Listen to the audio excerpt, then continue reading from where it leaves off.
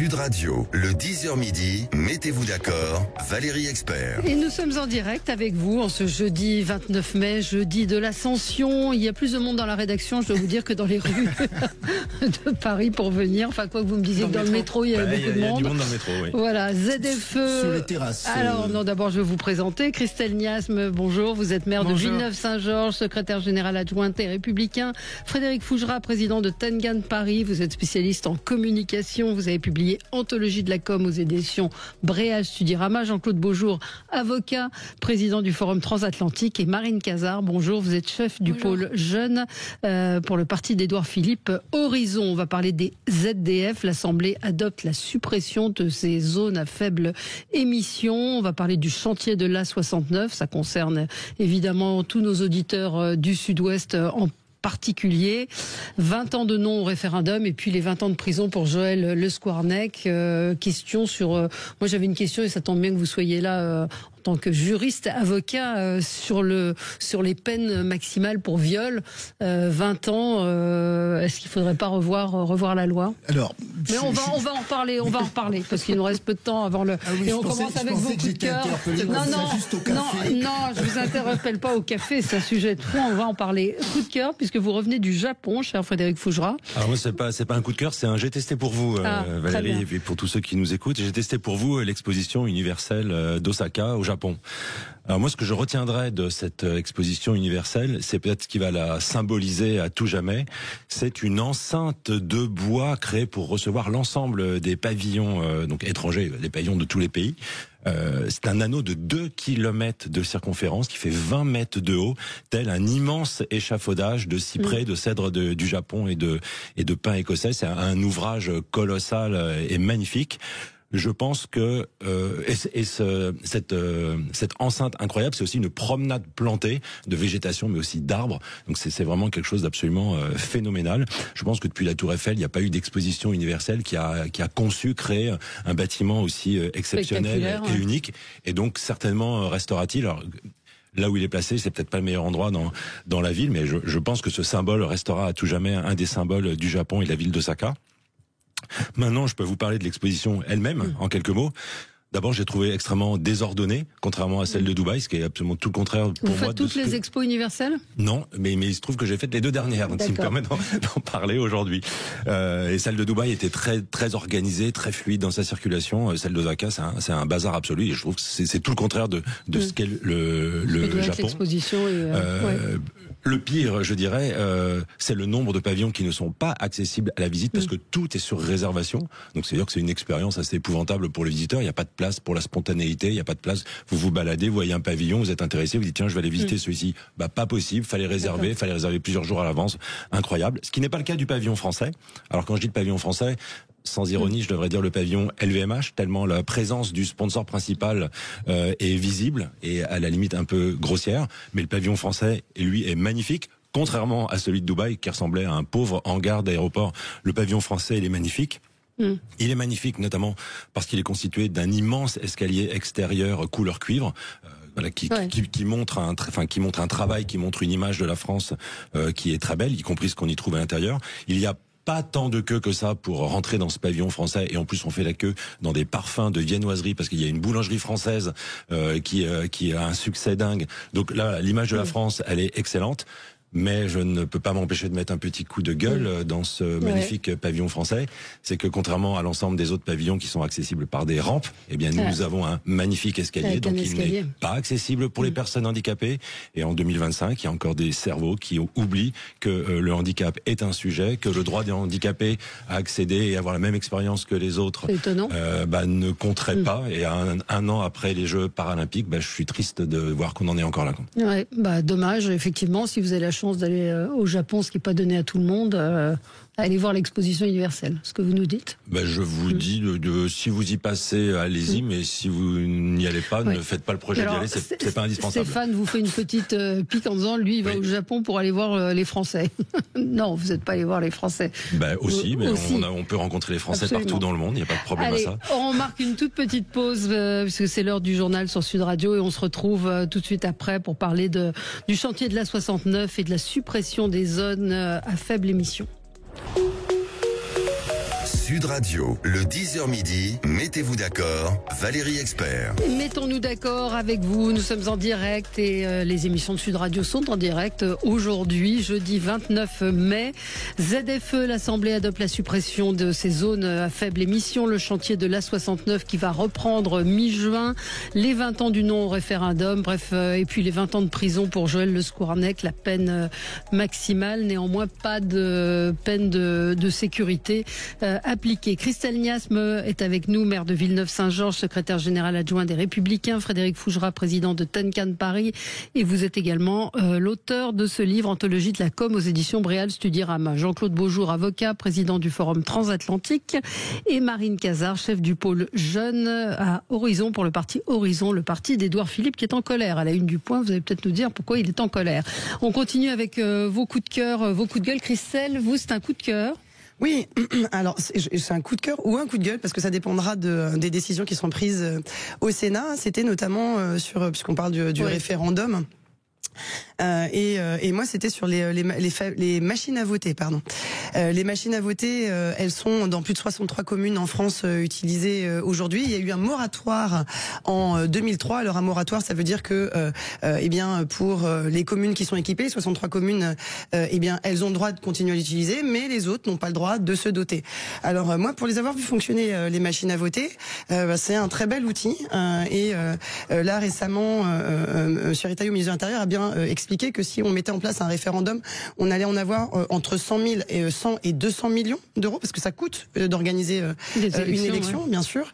Il y a le papier pour pouvoir exprimer eh bien toutes les sensibilités. Alors, je ne sais plus sur quelle élection législative. Non, sur les législatives, on avait non pas législatives, les européennes, je crois. On avait eu 37 candidats. Rappelez-vous, 37 candidats. C'est autant de frais pour l'État pour rembourser la propagande électorale. Il faut payer les bulletins de vote, les affiches, les professions de foi qui sont dans toutes les boîtes aux lettres avec l'affranchissement. Enfin, il faut les mettre dans les bureaux de vote. Alors que les machines à voter, eh bien, et puis après, il faut aussi, eh bien, imprimer tout ce papier. Donc, d'un point de vue environnemental, avec une machine à voter, vous réduisez déjà tout ce spectre et puis vous facilitez aussi l'expression électorale, puisque vous avez une caisse enregistreuse. C'est une grosse caisse enregistreuse qui coûte relativement peu cher au regard de ce qu'elle peut permettre de faire comme économie, puisque c'est à peu près 4 000 euros. C'est entre 3 et 10 en fonction du matériel. C'est contrôlé par un huissier. Et puis une fois que vous avez fait votre investissement, eh bien c'est sur du long terme. Et pour les avoir vus fonctionner, quand on est au moment du dépouillement, c'est pas que j'ai pas de plaisir à être avec les personnes dans les bureaux de vote. Non, mais il y a 3 ans moins de gens, il faut dire, d'assesseurs. Ça dure et on appuie sur le bouton, il fait le décompte comme une caisse, et puis la question évidemment qui se pose, c'est la fraude. Eh ben oui, la fraude. Mais et ça je réponds à tous les technosceptiques que eh bien une machine à voter, déjà elle est pas reliée à Internet, ça il faut le savoir. On n'est pas relié à Internet, donc il n'y a pas de contact avec l'extérieur. Vous appuyez sur un bouton quand vous avez choisi votre bulletin de vote, blanc, vote nul, que vous pouvez exprimer toutes les possibilités, et ça enregistre et ça fait un ticket de caisse à la fin qui vous dit combien de votes sont exprimés.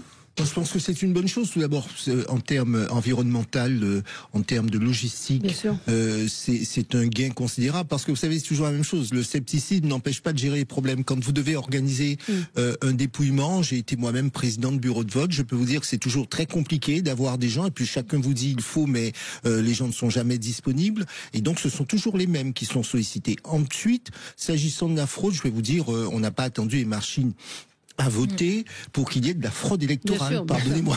Donc, c'est même pire. C'est un faux argument. Non, je pense qu'il faut effectivement.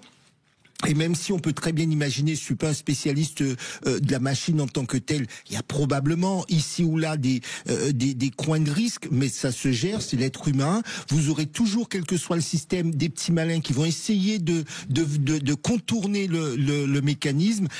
Ça n'empêche pas de progresser. Je pense qu'effectivement, il faudrait aller dans ce sens, parce que sur le plan environnemental, c'est le gâchis en termes de papier, c'est considérable. Oui.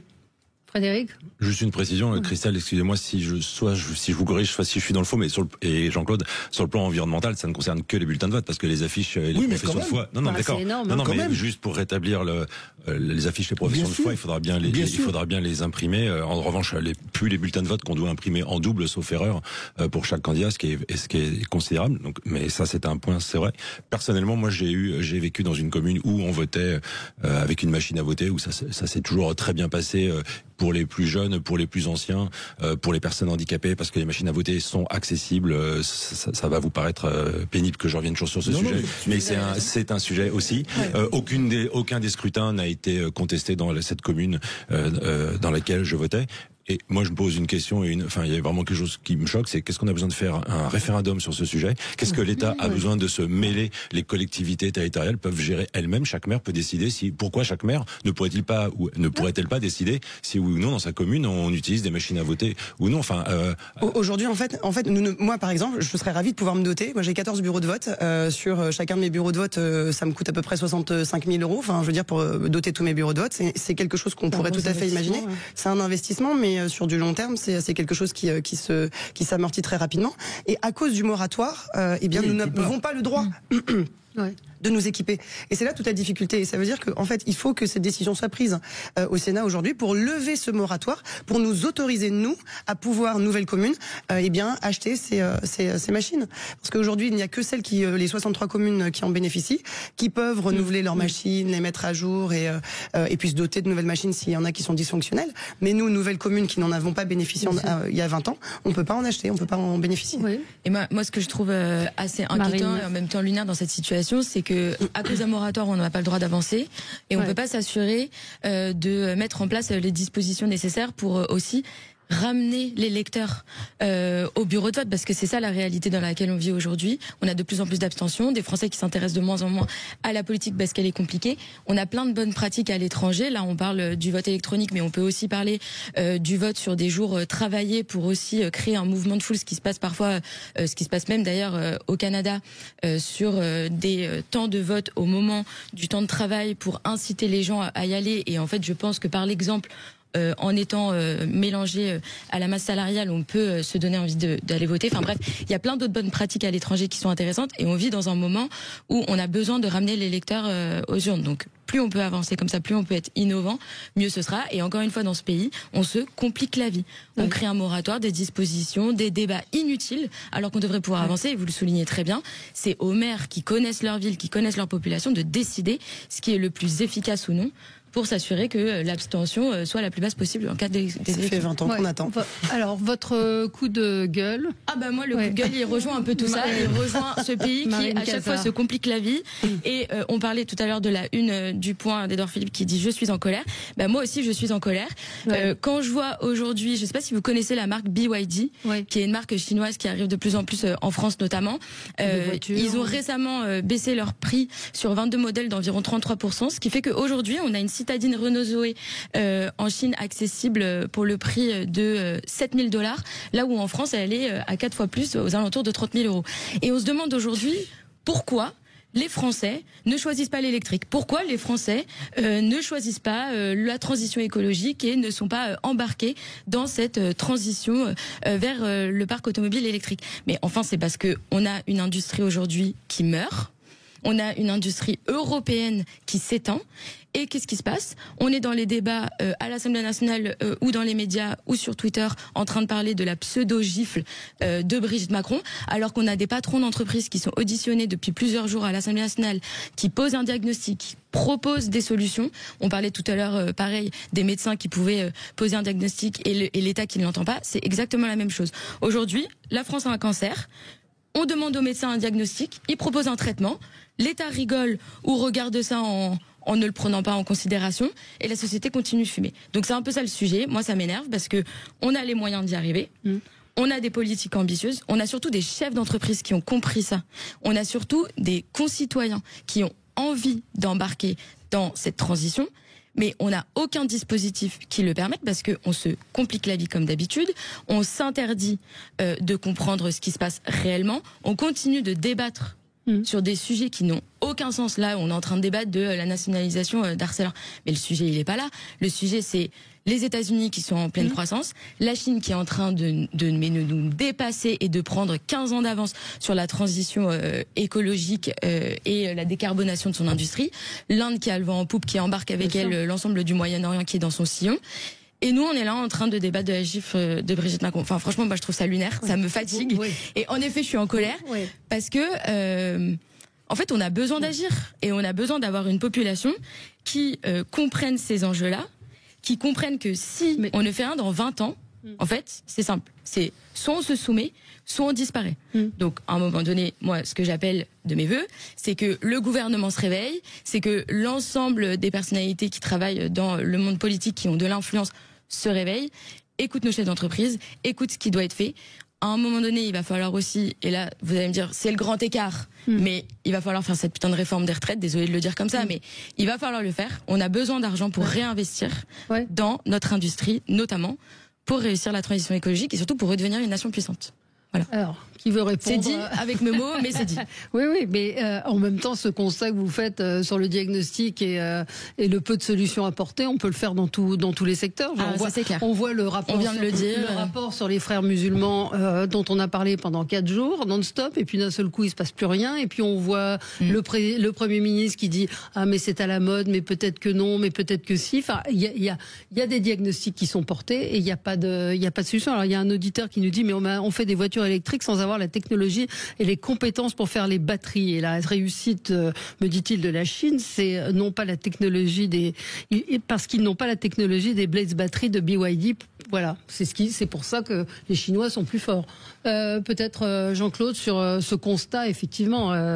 Oui, moi je pense que je comprends et j'adhère complètement à ce que vient de dire Marine. Et j'ai presque envie de dire, je suis plus non plus simplement en colère, mais je dis quand est-ce qu'on va véritablement passer à l'action. Pourquoi ? Parce que pendant que nous débattons, pendant qu'on se pose des tas de questions, et j'entends bien qu'on puisse ne pas avoir telle ou telle technologie, mais quand on sort de France et on vient de nous parler du Japon, on parle de la Chine accélère sa transition environnementale. Je me souviens avoir en l'espace d'un an, en 2 séjours à Pékin, je me souviens avoir vu le parcours effectué par les Chinois pour rendre la vie moins polluée, moins polluante, etc. Donc ils sont capables de le faire. Nous, on a le sentiment qu'on n'y arrive pas. Donc la question c'est quand est-ce qu'on fait, avec qui on fait, parce que je reprends le titre de l'ouvrage de Zemmour qui disait le grand emplacement. Le grand emplacement, ça va pas simplement être une population par une autre, ça va être simplement est-ce que nous serons encore une puissance industrielle ou est-ce que finalement on va pas être acheté ou être obligé de vendre notre pays par petits morceaux ou est-ce que simplement nous ne serons pas compétitifs sur un certain nombre de marchés. L'absence de compétition, de compétitivité, et c'est ça notre sujet, l'absence de compétitivité nous fait perdre au fur et à mesure, et on est sur un phénomène de glissement. On parlait de problèmes médicaux, vous savez, il y a des moments où un médecin vous dit, tel malade, il glisse, il s'en rend pas compte, mais il glisse. Nous glissons, et à un moment donné, on a tellement glissé qu'on ne peut plus récupérer. Voilà. On marque une petite pause, c'est l'heure de la pub, et on se retrouve tout de suite après. Mettez-vous d'accord, Valérie Expert. Bon, il faut qu'on avance, on a beaucoup de sujets aujourd'hui. Alors Jean-Claude, je vous ai demandé de nous faire un petit point États-Unis, parce que vous êtes un spécialiste du sujet. Que signifie le départ d'Elon Musk du gouvernement Trump? Et on voit la une du Figaro ce matin qui parle des échecs de Trump. Il avait dit j'arrêterai la guerre en Ukraine en 2 jours. Donc il se passe quoi? Alors je vais essayer de faire ça en 30 secondes, parce que c'est le énième, c'est l'épisode de Trump depuis son arrivée à la Maison-Blanche le 20 janvier dernier. Souvenez-vous, on avait dit sur vos antennes, au fond, Trump est rattrapé par le principe de réalité. Le principe de réalité, c'est celui suivant lequel, pendant toute la campagne, il a dit aux Américains, vous inquiétez pas, dès le 20 janvier, les choses vont se régler, et très rapidement, en 24 heures, la guerre en Ukraine va s'arrêter. Nous aurons un pouvoir d'achat qui va réaugmenter. Je peux vous dire qu'effectivement, les prix explosent quand on va faire son marché aux États-Unis et dans toutes les régions. Les loyers ont augmenté. Bref, il n'y a pas une crise économique, mais en tout cas, l'Américain moyen ressent les choses très fortement. Donc il a annoncé les choses, et à l'évidence, il est rattrapé par le principe de réalité. Alors qu'a fait Elon Musk? Elon Musk a utilisé des méthodes qui sont à la limite pas applicables dans le secteur public, au sens où on ne fait pas de coupe budgétaire, et même dans le secteur privé, on ne fait pas de coupe budgétaire comme il les a faites, en supprimant un certain nombre de services, etc. Donc il se rend compte d'une chose, c'est qu'en 130 jours, alors ça c'était prévu, puisqu'il était un employé spécial de l'administration, en 130 jours, on réduit pas le déficit abyssal des États-Unis, société de consommation, en 130 jours. Donc il a pris un certain nombre de mesures, il voit bien qu'au mieux des cas, on nous dit, et alors même que les chiffres ne sont pas complètement fiables, fiable, qu'il va avoir réalisé 150 milliards d'économies sur plusieurs centaines de milliards de déficit. Donc, le niveau de réussite est limité.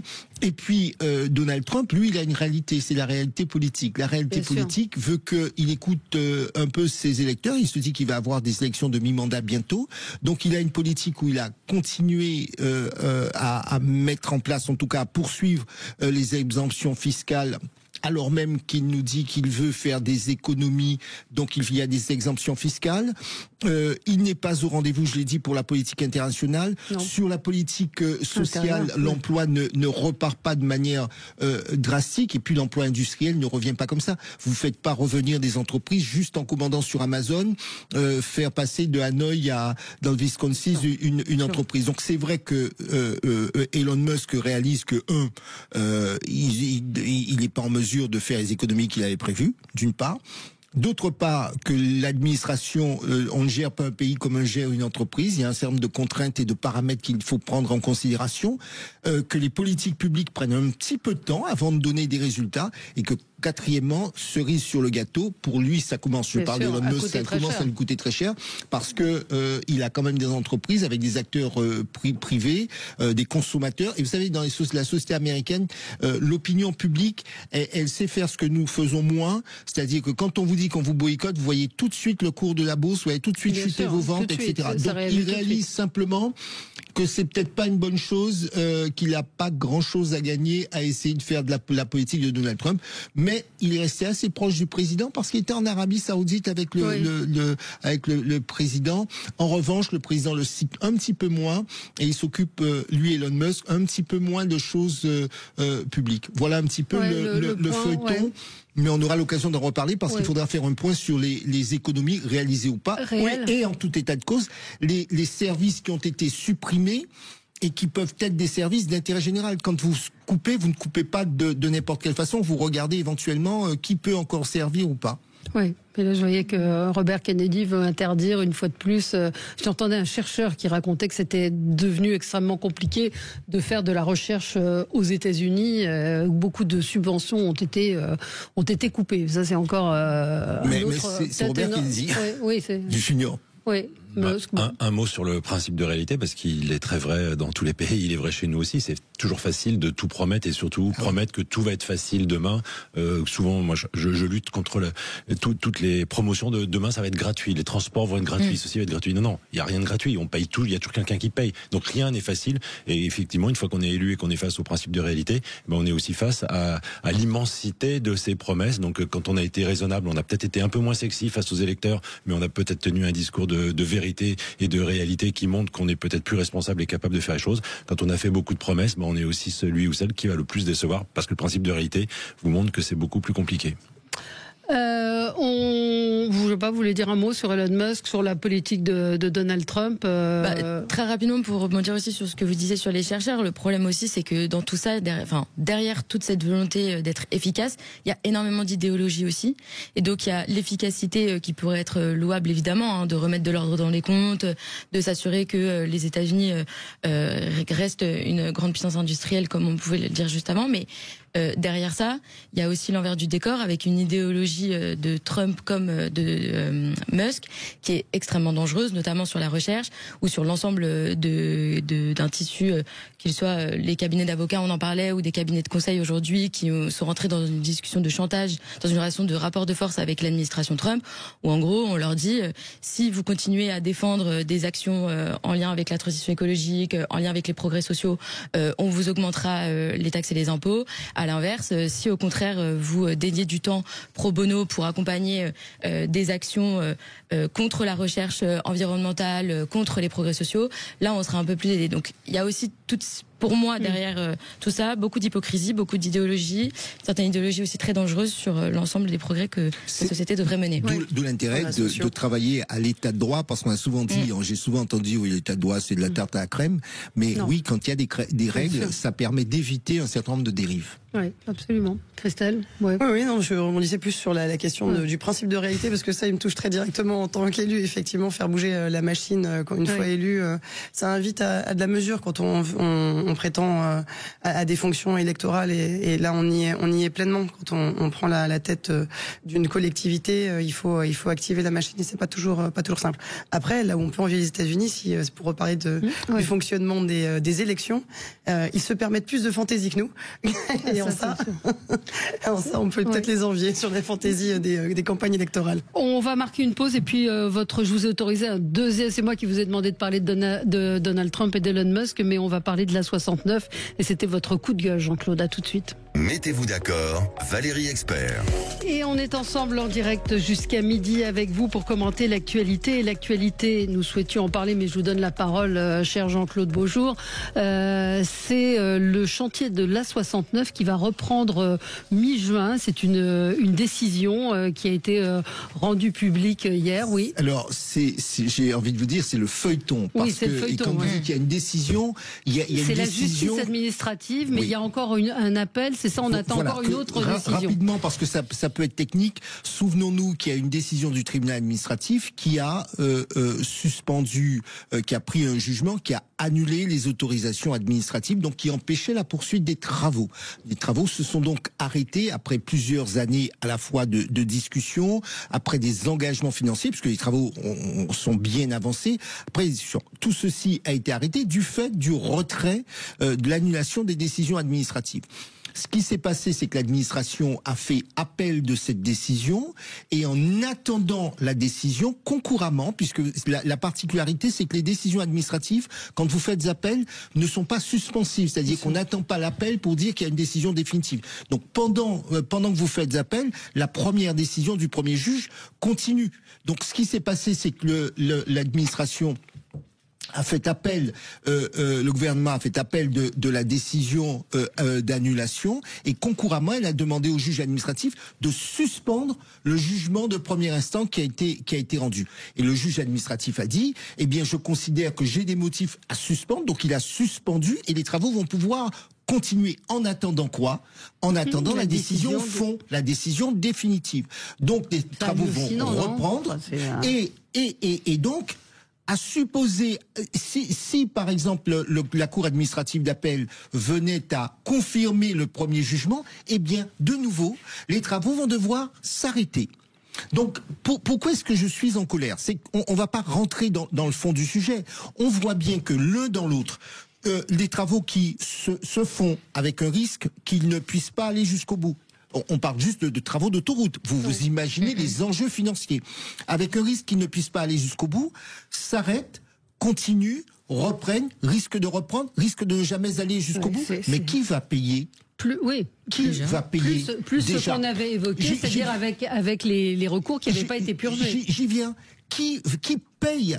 C'est le contribuable, alors que ce soit à l'arrivée l'utilisateur du service ou que ce soit après parce que l'État, si par exemple les travaux devaient ne pas se poursuivre, j'imagine très bien que dans les contrats il y a probablement des pénalités contre le commanditaire des travaux. On se souvient de ce que ça nous a coûté avec l'ancienne ministre Ségolène Royal. Bref. Ça va avoir un coût, quoi qu'il arrive. Je dis bien quoi qu'il arrive, qu'on aille jusqu'au bout. Ou pas, il y aura un coût et à l'arrivée, c'est soit le contribuable, vous et moi, soit l'utilisateur, vous et moi, et donc nous serons encore les dindons de la farce. Et je dis, il faut à la fois soit que la loi soit clarifiée de manière à éviter ces va-et-vient en permanence, ou alors, il faut que ceux et celles qui le font prennent leurs responsabilités parce qu'on vient de nous dire, et le Premier ministre, et nous entendons tous, qu'il va falloir se serrer la ceinture parce qu'on est dans un déficit budgétaire et dans le même temps, on assiste à une situation où on va dépenser, où on va devoir, de toutes les façons à l'arrivée, mettre la main à la poche. J'ai envie de dire, ras-le-bol. Oui, peut-être, c'est vrai que c'est un feuilleton, cette affaire. Et c'est dommage. Ubuesque, ubuesque. Complètement, mais là, on est sur toute la difficulté. Enfin, c'est un peu la schizophrénie permanente de l'État, mais on le voit, mais quels que soient les gouvernements qui passent, et c'est cette difficulté qu'on a à prendre des décisions à chaque fois. Tiens, quand on parle d'une autoroute, on est dans de la planification urbaine, et là, on est à l'échelle de la nation. Moi, je suis très directement impactée sur mon territoire par le recul des décisions. Depuis 30 ans, chez nous, c'était inévitable qu'on ait un accroissement de population. On est la porte d'entrée du Val-de-Marne, c'était inévitable. Ça fait 30 ans que chez moi, on parlait de faire une déviation des autoroutes. Aujourd'hui, 30 ans plus tard, on n'a rien construit. C'est hyper pollué. On a un pont tous les 10 km. Il y a des problèmes de circulation à n'en plus finir. Donc, et à un moment donné, il y a des investissements qui sont nécessaires. Et il y a aussi l'urgence écologique. On en est tous d'accord. Maintenant, une fois qu'on a dit ça, il faut prendre les décisions qui s'imposent. On a mis en place la loi ZAN. Si on est en capacité, on a l'obligation, la nécessité, parce qu'on sait qu'on va développer des secteurs, peut-être qu'il serait bon effectivement de se poser la question de la construction de cette autoroute, de renégocier peut-être aussi les concessions avec les responsables, ceux qui gèrent les autoroutes, parce que j'ai lu qu'à la fin des concessions, ils allaient faire 38 milliards à la fin des concessions. Exactement, de chiffres d'affaires. Quand on cherche aujourd'hui des marges de manœuvre financières, il y a ces deux aspects-là. Et de l'autre côté, avec la loi ZAN, en plus des compensations écologiques, peut-être qu'il faut accélérer, au-delà même des compensations écologiques, parce que c'est quelque chose qui s'entend, mais accélérer une vraie réflexion sur la manière dont on urbanise les territoires autour. Mais c'est un vrai sujet à l'échelle nationale. Alors, quelle est, si on parle du fond, quelle est la nécessité de cette autoroute, puisqu'on parle d'écologie, qu'on a une ministre de l'écologie, Agnès Pannier-Runacher, qui nous dit la pollution tue, on va construire une autoroute qui va par principe faire aller les voitures plus vite, c'est pour le désenclavement de 100 000 habitants, donc il y a une polémique évidemment autour de cette autoroute, ça fait des années que ça dure. Alors il y a en effet une polémique autour de cette autoroute, on voit bien que quand bien même l'autoroute serait terminée, il y aura toujours un débat sur est-ce qu'elle doit être payante ou pas. Elle est réservée à certains. En attendant, cette autoroute, elle est née aussi d'une concertation, d'un besoin, d'un territoire qui le réclamait. Ce projet, il a été validé par deux fois sous votre contrôle par le Conseil d'État. Et ensuite, on se retrouve dans le feuilleton qu'on est en train de dire. Moi, le problème aujourd'hui que je souligne, c'est que est-ce qu'elle est bonne ou pas cette autoroute? En fait, moi, j'habite pas là-bas. Moi, j'habite à Paris. Les gens de Castres en ont besoin. C'est né d'une concertation. Sauf que à un moment donné, ça c'est la partie démocratique de consultation, et elle est très saine, mais même en démocratie, à un moment donné, quand une décision est prise, elle doit être mise en œuvre. Et c'est ça le problème de notre pays, c'est ça l'impuissance de notre pays. Et pour revenir à la une du Point, c'est ça que dit Édouard Philippe quand il dit « je suis en colère ». C'est que en fait, on s'est perdu dans certaines dispositions, dans notre façon de faire de la politique. On est reparti sur beaucoup trop de discussions inutiles, de consultations sur la consultation et de la culpabilisation des gens, alors qu'à un moment donné, les consultations, elles sont prévues, elles sont faites, les acteurs concernés donnent leur avis, c'est décidé, on agit. Surtout prévoir à l'échelle d'un territoire. Moi, je vais exactement faire le lien avec les propos de Marine, parce que je vois une vraie question démocratique. Est-ce que les élus, est-ce que les décideurs qui ont engagé ce projet sont complètement cinglés et irresponsables? Au bout d'un moment, on peut se poser la question. Il y a eu tout le process d'études, de négociations, d'enquête publique. Quelle est la légitimité de ces élus s'ils sont élus? Est-ce qu'on leur retire? À quel moment ils sont légitimes? À quel moment ils ne sont pas légitimes pour décider pour leur territoire? Surtout après consultation, surtout après débat, surtout après enquête publique. Bon, on peut vraiment se poser cette question-là. Ok, on est dans une démocratie où on peut aussi utiliser la justice. Mais les opposants, ils étaient où pendant toutes ces durées de temps? Ils étaient dans le coma. Et aujourd'hui, ces opposants qui ont peut-être de très bonnes raisons d'être des opposants, comme Marine, je ne suis pas sur ce territoire, donc je vais pas à me prononcer sur ce territoire, mais je peux regarder le sujet de haut. Ces opposants, ils utilisent la justice pour essayer de contrer ce projet, mais ne reconnaissent ces décisions de justice que si elles vont dans leur sens. Non, on utilise la justice, mais alors après on respecte les décisions de justice. Oui. En un mot, c'est cela. C'est-à-dire qu'effectivement, l'état de droit, c'est aussi cela.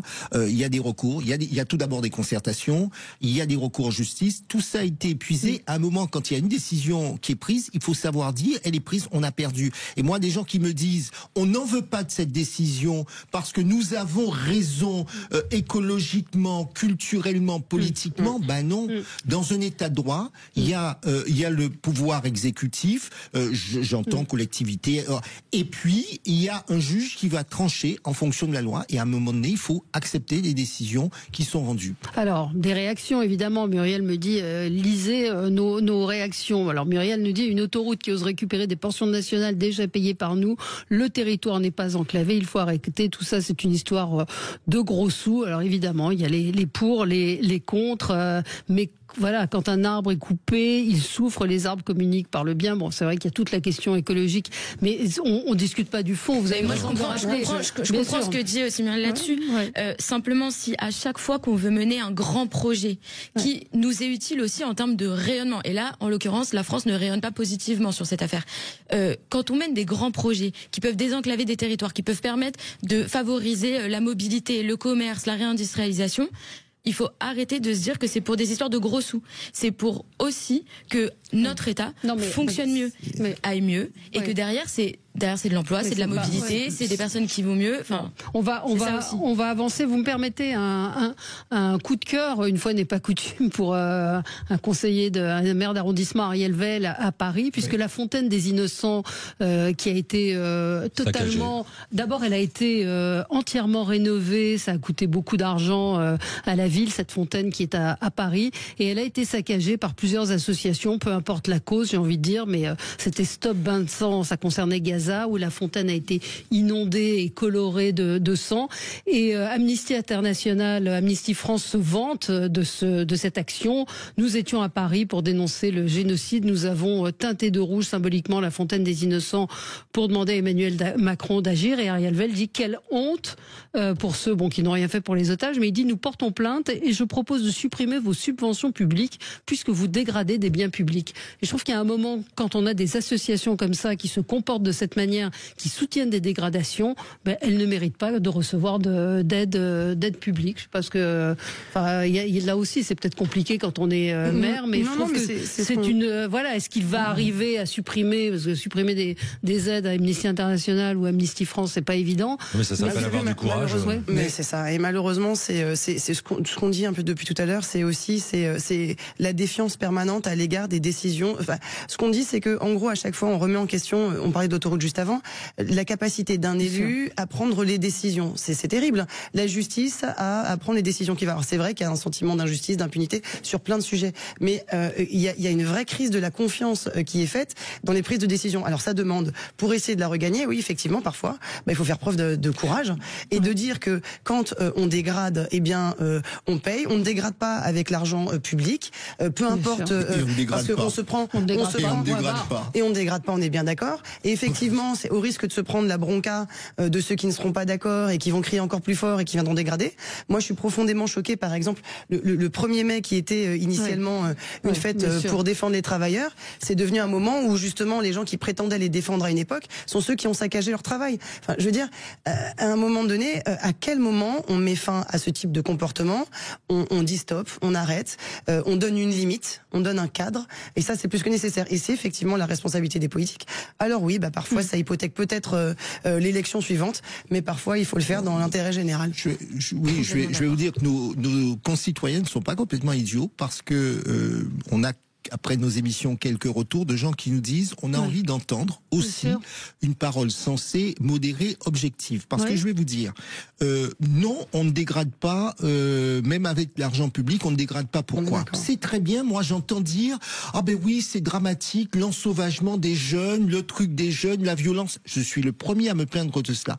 Mais quel exemple leur donne-t-on? Quand pour des raisons politiques, on dit que la violence justifie le combat politique que l'on mène. Attendez, non, à un moment donné, il faut savoir dire stop. Alors à ce moment-là, on accepte que d'autres fassent exactement la même chose, parce que je vais vous dire, les jeunes qui font telle ou telle chose, ils vous disent, notre société est telle, on est abandonné, donc ça justifie, et on leur dit non. Donc ma réponse c'est non, on ne dégrade pas. Après, quand vous n'êtes pas d'accord avec un projet, il y a des recours, et il faut arrêter de dire que ça n'est que la justice. Non, la justice, elle fait avec les moyens aussi qu'on lui donne. Je suis désolé. Elle fait aussi avec les moyens qu'on lui donne. Et la justice, elle fait avec quoi? Avec un moyen, la loi. La loi qui est votée par qui? Par les parlementaires. Et il faut arrêter de dire que les juges, dans leur globalité, c'est comme tout corps humain. Il y a peut-être 10% de gens qui ont perdu la tête. Ok. Mais dans leur immense majorité, ils font un travail considérable. Il faut un travail qui est objectif et technique. On peut pas juste prendre une décision juste au flair politique, mais en revanche, il faut que la loi soit claire. Il faut pas qu'on fasse des lois dans tous les sens et qui après on se retrouve. Par les appliquer. Hein. Mais oui, pourquoi? Parce que parfois, moi, quand je lis des textes, vous lisez 2 textes et qui sont en contradiction, vous dites, j'applique quoi? Vous ne savez pas. Oui. Juste un petit point de sémantique, parce qu'on parle d'argent public, d'argent public, d'argent public. Ces associations sont subventionnées par l'argent public. Les dégradations qu'elles causent sont payées pour les réparations, sont payées par l'argent public, mais argent public, c'est l'argent de nos impôts. Hein. C'est notre argent, c'est l'argent de chaque Français. L'argent public, c'est pas de l'argent magique. Parce que quand on dit argent public, souvent on l'attribue à personne cet argent. Non, c'est celui que l'État vient prendre dans notre compte en banque tous les mois pour payer, quand on paye nos impôts. Donc cet argent, tout ça, c'est nous qui payons. C'est ce pourquoi on paie 20% de TVA. Oui, et Stéphane dit, elles sont où les condamnations pour extinction, rébellion, pour tous ceux qui ont dégradé? Il y a quoi comme condamnation? Alors, c'est toujours la même chose. Je vais vous dire, on va pas faire la liste parce qu'après on n'en parle pas. Mais quand il y a le processus judiciaire se met en place, alors c'est vrai souvent trop tardivement, et c'est l'une de nos préoccupations, c'est que la justice soit rendue plus rapidement. Et ça, c'est important, qu'effectivement, après un comportement comme celui-là, qu'il y ait très rapidement une décision de justice. Ça ne veut pas dire que la justice doit agir dans la précipitation pour respecter un certain nombre de droits fondamentaux. Mais vous savez, quand les gens sont condamnés 2 ou 3 ans après, ils ont d'ailleurs entre-temps le temps de recommencer plusieurs fois. Donc il faut effectivement que la justice soit et ça c'est important, qu'on ait les moyens d'avoir une justice qui soit plus efficace et plus rapide, justement pour les infractions. Il y a un sujet de moindre niveau. Il y a un vrai sujet sur la justice, sur la question de l'application et sur la question de la récidive. On ne peut absolument pas. Il y a peut-être pas les moyens, mais c'est normal que les populations se posent des questions sur la manière dont la justice est appliquée aujourd'hui en France, parce que les conséquences, comme on le disait, sur du vandalisme, des violences, et pour être élu, on le voit dans l'actualité, que toutes ces actions de violence qui émaillent le quotidien, dans laquelle on voit l'impunité qui s'installe sur tous les sujets, où on découvre que des personnes qui commettent des actes de violence sont sur des multirécidivistes et sont plus étoilées qu'un maréchal. Mais regardez l'histoire du jeune Mathis qui a été assassiné. Son assassin, qui était mineur afghan, a pris 8 ans de prison. Il avait agressé quelqu'un en mettant un couteau sous la gorge. Il était en liberté. Mais là, tu soulignais, Jean-Claude, le sujet aujourd'hui, c'est pas nécessairement les juges, c'est aussi les parlementaires qui votent la loi. Il y a 1 an, et elle y est retournée avec beaucoup de courage pour porter ce texte, Naïma Mouchou a proposé un texte à l'Assemblée nationale pour réintroduire l'équivalent des peines planchées, notamment pour les délinquants récidivistes. Ce texte n'a pas été adopté. Donc, si on a besoin à un moment donné d'avancer, il faut aussi se tourner vers les parlementaires avant de se tourner vers le juge pour améliorer la loi, renforcer nos dispositifs. On a les moyens d'agir. On a des élus qui le souhaitent. Ça ne suit pas. On marque une pause. On se retrouve tout de suite. Sud Radio, le 10h midi, mettez-vous d'accord, Valérie Expert. C'est un sujet qui fait réagir et nous continuons le débat, et notre ami Alex Darmon réagit en me disant qu'en fait 95% des peines sont appliquées, c'est vérifié et revérifié, et les 5% en gros concernent des étrangers qui ont fui le pays pour ne pas aller en prison. Les peines planchées, ça n'a jamais marché, ça coûte très cher, et pour les mineurs, il y a eu plusieurs réformes, et avec plus de placements de jeunes en centre éducatif fermé. Donc c'est vrai qu'il n'y a pas que du pénal dans les peines non exécutées, mais c'est vrai que c'est une société qui est de plus en plus violente aussi. Oui, 3 fois oui, parce que on va pas refaire le débat. On a tous dit à l'époque on respectait une institutrice.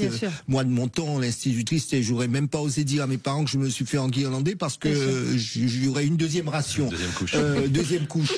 Aujourd'hui, ce sont les parents qui vont menacer les professeurs. Exactement. Donc c'est vrai que nous avons un sujet sociétal, mais en un mot, parce que ça serait trop compliqué, je pense qu'il y a une culture d'une justice plus effective que nous devons avoir.